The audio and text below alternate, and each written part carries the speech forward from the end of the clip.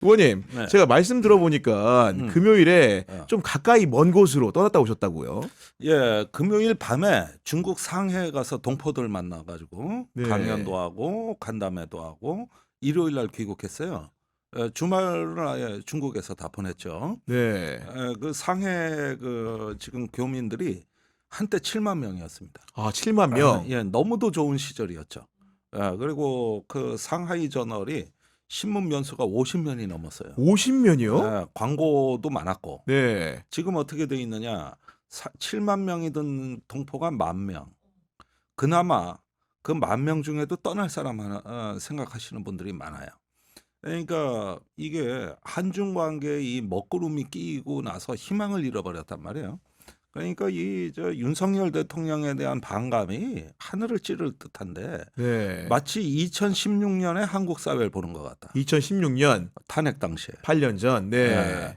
그럴 정도로 분위기가 심각하고 여러 상실감 이런 게 있는데 작년에 한중 정상회담에서 시진핑 주석이 그 경제와 문화 교류를 확대하자고 윤 대통령한테 얘기했는데 네. 지금 된 게 하나도 없어요. 우리 정부가 뒷받침을 안 하는 거예요. 그러니까 그거 하나가 희망이었는데 그렇게 보면은 이 교민이 난민이 돼가고 있다. 아, 교민이 난민되고 있다. 예. 이래서 우리의 일자리와 소득이 박탈당하는 아주 심각한 현장이거든요. 네. 한인촌은 거의 쇠락의 상황에 처해 있고, 그래서 제가 뭐 드릴 위로의 말씀은 없습니다만은 정치가 바뀌고 한중 관계가 다시 복원이 될 때, 멀지 않은 시기에 저는 희망이 있다고 본다. 힘내시라. 이렇게 또 얘기를 하고 왔어요. 아니, 우리 정부는 다자회의에서 뭐 2년 반 전과 음. 현재 한중 관계가 크게 다를 바 없다. 음. 뭐 이런 식으로 얘기했던 것 같은데 실제로 교민들이 느낀 체감은 매우 다른 모양입니다. 매우 다르죠. 이렇게 미중 전략 경쟁이 심화되는 와중에서도 중국이 겪는 어려움을 포착해서 우리 기업이나 그 교민들이 무언가 역할을 할 수 있거든요. 그래서 뭔가 조금 이런 때일수록 더 기업가 정신으로 이렇게 틈새를 노려가지고 적극적으로 할 수가 있는데 뭐 대사가 일을 합니까? 영사가 일을 합니까? 정부가 일을 합니까? 그러니까 버림받은 느낌이 있는 거죠. 아. 마치 나라 없는 민족처럼.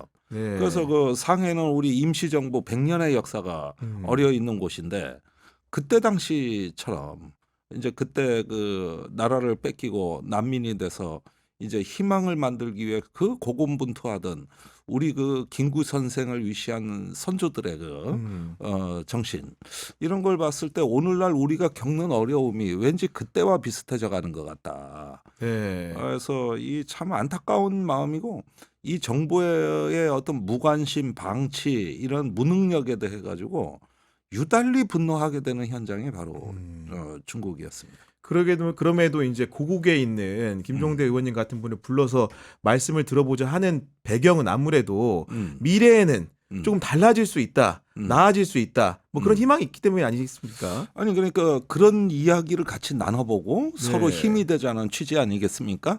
그래서 많이들 오셨는데 저녁에 뒤풀이하러 이렇게 한인촌 그 상가 쪽 걷다 보니까 알아보는 사람들이 굉장히 많고. 아, 그래요? 그리고 바빠서 강연장에 못 왔다는 인사를 많이 하던데 아. 다 알더라고 그 강연회가 열렸다. 아니, 유튜브 안 되는 거 아니에요, 거기?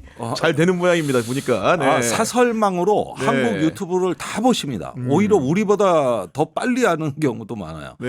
웬만한 유튜브는 다 꿰고 계십니다. 그렇군요. 네. 앞으로도 그 선한 영향력을 지금 미국, 중국 다녀오셨는데 다음에 어디 가서 펼치실지 굉장히 기대가 됩니다. 카자흐스탄도 다녀왔고. 그러니까요. 네. 고려인 4세들 만나고. 네, 알겠습니다. 그래서 우리가 디아스포라 민족이에요. 제가 일본 외교관들하고 얘기하다 보면 이런 한국의 해외 교민 동포 문화를 굉장히 부러워해요. 일본은 전쟁에서 지고 나서 다 기어 들어갔거든. 네. 본국으로. 그래가지고 전 세계 다니면 일본인 축제도 없고 뭐 일본 촌이랄 게 별게 없다고. 아. 그런데 한국인 축제, 한국이 뭐 문화재 뻑적지근하거든. 네. 이런 게 일본에는 없어요. 우리는 억눌렸기 때문에 세계로 나간 거야. 그래가지고 700만 넘는 교민들과 또 기여한 동포들이 계시는데 네. 이 어마어마한 힘들을 우리 국가가 제대로 활용을 못하는 것 같고 네. 그러는 와중에 유튜브는 대단한 복음이자 희망이었습니다. 음. 이 유튜브를 통해서 다시 하나가 되고 있어. 예. 전 세계에서. 매개가 돼서 네. 예. 그래서 나는 이 코리아 디아스포라 이분들을 위해서 우리가 뭔가 해외 로케를 한번 준비하자. 아, 저도 좀 가고 싶습니다. 예. 네. 그래서 일체 개런티 받지 말고 아, 개런티요? 그냥 말고. 편의 제공만 네. 받는 걸로 하고 음. 가가지고 저기 그 시애틀의 4,000m 설산의 그 마리애니 산의 정상 앞에서 또는 상해 그 저기 뭐냐 바닷가에서 네. 임시정부 청사 앞에서 그 방송을 하면 짜릿하지 않습니까? 아, 그러니까요. 그 네. 카자흐스탄의 천산산맥의 그 설산을 바라보면서 네. 고려인의 이 기상과 억센 생존 의지를 말할 수 있는 우리는 행복하다. 이 말씀 드리고 싶어요. 저희가 이제 이종섭 호주 대사 이제 임명됐을 때 의원님하고 사실은 저희 경영 TV가 같이 한 모아가지고 가보자는 얘기를 했었는데 이번에 말씀대로 한번 갈 기회가 꼭 있었으면 좋겠다는 생각이 듭니다. 예, 이종섭을 도주 대사를 다시 끌어온 건 유튜브의 힘입니다. 네. 특히 그 저기 호주는 시차가 없어요. 그렇죠. 네. 그래서 대응이 빨랐던 거예요. 여기 유튜브에서 전해주는 소식을 보고. 네. 그래서 우리가 다시 멱살 잡고 온 거거든요. 이것도 다 유튜브의 힘이라는 거.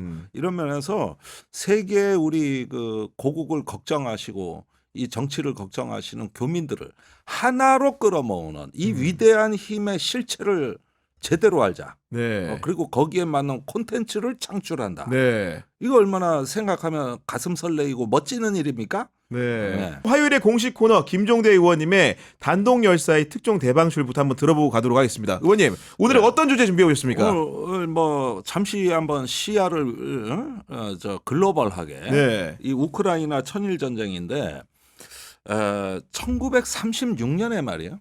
스페인 내전이 발발해.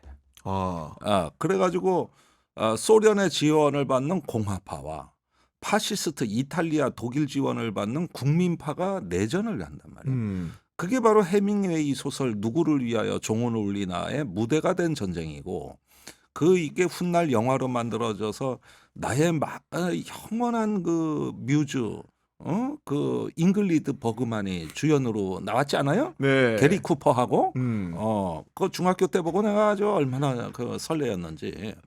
이것까지는 전쟁에 대한 낭만적 묘사일지 모르나 실제 그 전쟁은 세계사적으로 너무 중요했어요. 어떤 면이냐 하면은 이 양측에 지원된 무기가 전차와 항공기예요. 네. 다시 말해서 현대전을 처음으로 실험해 본 거예요. 이 전쟁에서 항공기와 전차를 동원해 전쟁을 한 거를 모스크바와 베를린의 전략가들이 유심히 관찰을 했고 어떻게 되는지. 네. 거기서 검증된 교훈을 가지고 2차 대전을 한 겁니다. 그래서 2차 대전이 이제 말 그대로 전격전, 현대전이 출현한 거 아니겠습니까? 물론 사람이 제일 많이 죽은 전쟁이죠. 네. 총 4천만 명이 사망했습니다. 그럴 만큼 그 스페인 내전 3년의 경험은 인류 역사를 바꿨다.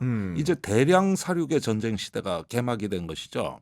지금 우크라이나 전쟁이 3년째 맞고 있습니다. 맞아요. 네. 그런데 이 전쟁을 사람들은 그냥 러시아와 우크라이나 간에 또 뭐 나토와의 전쟁 이렇게 알고 있지만 제가 보는 것은 인류 역사상 한 번도 출현한 적이 없었던 보지도 못했던 새로운 전쟁 실험입니다. 그래서 스페인 내전과 유사하다. 네. 거기에서 나온 그 드론이라든가 활공폭탄 이런 거를 이제는 뭐 대규모 부대가 아니라 개인이 이거를 다 운용할 수 있는 이런 어떤 그 소규모 전투가 출현했다는 네. 거. 이런 것들은 대단한 경험이죠. 그런데 지금 북한군 만여 명이 크루스크라는 그 우크라이나 점령지 쪽으로 네. 지금 투입되는 걸로 보여지는데 그러자 바이든 대통령이 우크라이나에 장거리 미사일 사용을 허용해 버렸습니다. 이게 어제인데 아직까지 공식 확인된 건 아니에요. 언론 보도지만 일단 그게 사실이라고 본다면은 이건 뭐냐 하면은 그 러시아군뿐만 아니라 북한군이 가세한다고 할 때 장거리 미사일은 후방을 타격하는 무기입니다. 이거를 종심 깊게 타격한다 그래 군사용어로. 종심 깊게. 그러니까 네. 그래서 그 깊이를 전쟁의 깊이를 보장하는 건데 네. 그거는 이제 제1렬을 무너뜨려도 후방에 있는 지원군이라든가 지원 전력, 수송로 이런 것까지 타격하는 거죠. 이렇게 하면은 내가 결정적 우세를 확립하게 되는 건데 거기에 300km 미사일이 필요한 거예요. 그런데 여태까지는 그런 거 없이 그냥 소규모로 해왔거든요. 그래가지고 이거를 북한군 투입에 맞게 그 허용을 했다. 사실은 윤석열 대통령이 바라던 바입니다. 우리도 무기 지원해서 북한군 뭐 괴멸시키자 어쩌자 네. 이런 식의 한동안 시나리오를 봤던 건데 이렇게 되면은 진짜 문제가 뭐냐면은 이젠 러시아가 북한에 대한 군사기술 지원이 본격화될 수 있는 거예요. 이걸 빌미로 계기로. 그렇죠. 네. 이거는 러시아가 보기엔 서방이 레드라인을 넘는 거예요. 우크라이나에서 싸우는 전쟁은 러시아가 가서 점령한 거지만 이 쿠르스크는 우크라이나군이 러시아를 와서 점령한 거거든요. 그래서 나토나 미국이 지지하는 전쟁이 아니에요. 그런데 이걸 갖다가 미국이 장거리 미사일을 지원해서 이 러시아 내륙에서 사용한다 그러면 드디어 레드라인 네. 금지선을 넘는 거다 이거라. 그렇게 되면 러시아가 가만히 있지 않을 거예요. 당장 이제 북한에다가 뭔가 원하는 군사 기술을 이전해서 네. 그래가지고 결국은 한반도의 안보 비용을 급격히 증대시킬 수가 있습니다. 거기에다가 북한군이 크루스크 지역에서 그 아까 말씀드린 현대전의 실험적 요인들 이게 전술 정찰 타격 체계라고도 하는 1인칭 시점의 전투 기술을 확보하게 되면 어떻게 되느냐. 한반도 유사시에 북한군이 한미연합군의 후방이나 측면에서 유격전을 전개할 수 있는 능력을 확보하게 된다는 뜻입니다. 이렇게 되면은 단시간 내 종결되는 전쟁은 없어지고 네. 모든 전쟁은 장기 소모전으로 가는데 그 노림수를 북한이 갖게 되는 것이죠. 이렇게 되면은 국방비 지금보다 2배 더 써도 무언가 전쟁을 할 수 있는 우리 기본 전쟁 계획이 뿌리째 흔들린다. 이런 심각한 사태예요 이게. 네. 그럼 어떻게 해야 되느냐? 빨리 저 전쟁을 끝내야 돼. 트럼프가 이제 1월에 집권해가지고 그러니까요. 얼마 안 남았어요. 네. 자, 푸틴 만납시다. 우리 종전 협상합시다. 이러면서 이게 진정 국면으로 가면 다 사라질 문제야. 근데 지금 확전을 시켜놓으면은 그마저도 어려워지고 더 길어질 거 아니냐. 네. 그러면 그 불똥은 어디로 튀냐? 그대로 한반도로 오는데. 그러니까요. 그 크루스코어에서 있는 그 전술 정찰 타격 체계라고 하는 이 인류가 여태까지 경험하지 못했던 미세 전투를 할 수 있는 능력에다가 항공기와 이제 기동전이 배합되는 이런 것이 배합이 되면 그게 바로 앞으로 한반도에서 일어날 미래 전쟁의 모습입니다. 네. 이게 바로 현대판 스페인 내전이라 이거요. 그런데 지금 이러면은 이런 비극을 막으려면 방법은 단 하나. 이 전쟁을 빨리 끝내야 된다. 그게 우리도 사는 길이다. 네. 이게 이제 절박해졌는데 이 정부는 정확히 반대로 하고 있어요. 정확히 반대로 뭐 살상 무기 지원을 검토한다. 뭐 연락관을 파병한다. 뭐 그 외에도 이번에 페루에 간 윤석열 대통령이 만나는 정상마다 특히 시진핑 중국 주석까지 만나가지고도 계속 러시아 북한 규탄 계속 그다음에 러시아 북한을 규탄하는데 중국도 협력해달라 이러고 있어요. 이렇게 해서 규탄하고 무기도 쓰게 되면 어떻게 되느냐. 이상하게 자고 일어나면은 한반도가 더 위험해져 있는 겁니다. 네. 이런 상황이 되는 거예요.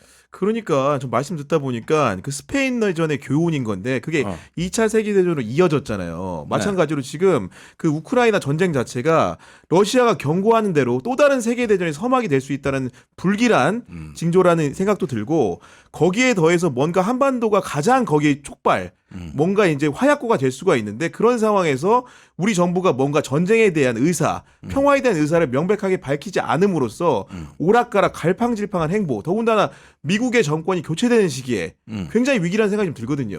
아니 그러니까 지금 뭐 트럼프가 한국의 산업을 다 털어먹을 작정인데 그래서 주가 떨어지죠. 환율 올라가죠. 수출 안 되죠. 이런 데다가 지금 전쟁으로 인한 안보 부담이 높아지는 가장 최악의 시나리오만 이 정부가 쫓아가는 이유가 뭐냐 이거예요. 자, 여기서 우리가 해결책은 이럴 때 한중 관계를 회복하고 그래서 그 우리 교민들이 난민이 돼가고 있다. 네. 지금 일자리와 소득이 꺾이면서 난민이 될 처지에 있는 우리 동포들을 돌보고 그러면서 전쟁을 끝내고 이렇게 하면서 평화 선도 국가로 지금으로도 갈 수 있는 길을 찾는 게 우리의 살 유일한 활로라 이겁니다. 네. 3차 대전을 기어이 문턱을 넘으시려고 합니까? 어?